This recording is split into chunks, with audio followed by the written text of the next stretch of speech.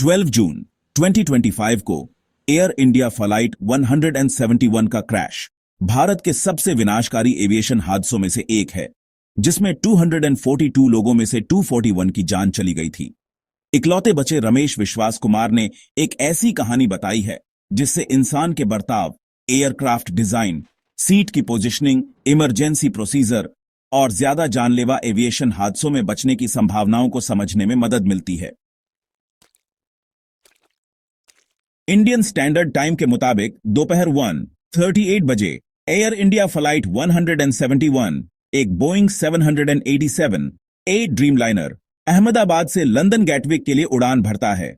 करीब 1:39 बजे यात्रियों को एक जोरदार धमाका सुनाई देता है, जिनमें सीट 11A पर बैठे रमेश कुमार भी शामिल थे। 1:40 बजे एयरक्राफ्ट बीजे मेडिकल कॉलेज और हॉस्पिटल हॉस्टल के पास क्रैश हो जाता है।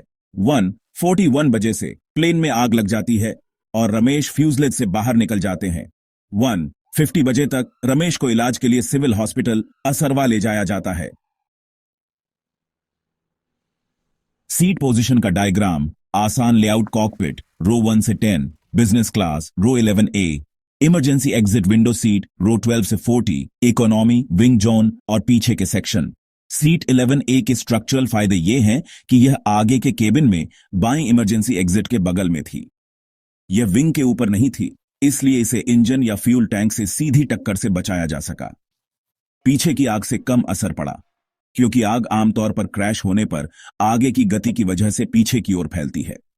और बाहर निकलने का रास्ता बेहतर था, क्योंकि दरवाजे के पास होने से बाहर निकलने की संभावना बढ़ जाती है अगर व्यक्ति होश में हो और चलने फिरने में सक्षम हो। इसका इमोशनल असर बहुत गहरा है। जो हम देख रहे हैं वह सर्वाइवर गिल्ट है। उनके भाई अजय कुमार रमेश, जो कहीं और बैठे थे, दुख की बात है कि त्रासदी में उनकी जान चली गई। उन्हें साफ तौर पर सदमा लगा था और PTSD के लक्षण दिख रहे थे। वह बहुत भ्रमित लग रहे थे और बार बार दूसरों के बचने के बारे में पूछते रहे। मीडिया इंटरव्यू के दौरान उन्होंने कहा, मुझे नहीं पता कि मैं कैसे बच गया, जो सच में बताता है कि कई सर्वाइवर्स को कैसा अविश्वास महसूस होता है। उनके चचेरे भाई और भाई ने उन्हें साफ तौर पर टूटा हुआ बताया, और सच कहूं तो इस तरह के ट्रॉमा की कल्पना करना मुश्किल है।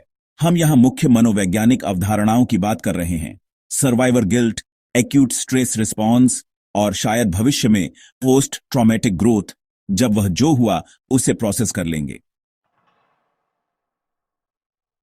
इस घटना का व्यापक असर खैर बस चौंकाने वाला है।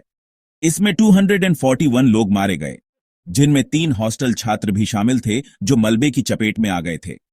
बीजे मेडिकल कॉलेज हॉस्टल को भी नुकसान हुआ। राजनीतिक रूप से गृह मंत्री अमित शाह ने स्थिति का जायजा लेने के लिए अस्पताल का दौरा किया। अंतर्राष्ट्रीय स्तर पर न केवल भारत से बल्कि यूके, पुर्तगाल और कनाडा से भी लोग मारे गए थे।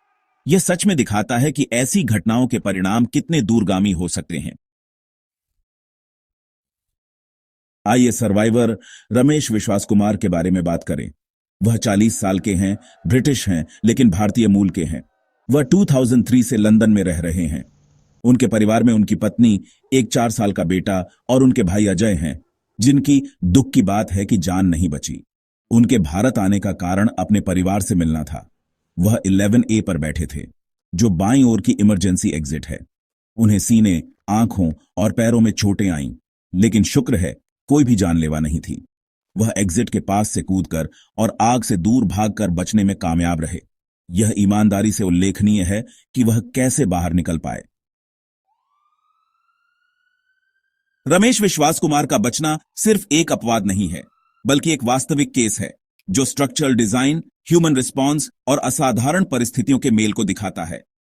यह एयरक्राफ्ट क्रैश फिजिक्स, इमरजेंसी तैयारी, मनोवैज्ञानिक ट्रॉमा और सर्वाइवर की गवाही के महत्व को समझने के लिए एक शक्तिशाली शिक्षण मॉडल के रूप में काम करता है। इस केस का अध्ययन करके सीखने वालों को यह समझने में मदद मिलती है कि कैसे कभी-कभी सिर्फ सेकंड और सेंटीमीटर जीवन और मृत्यु को अलग कर सकते हैं।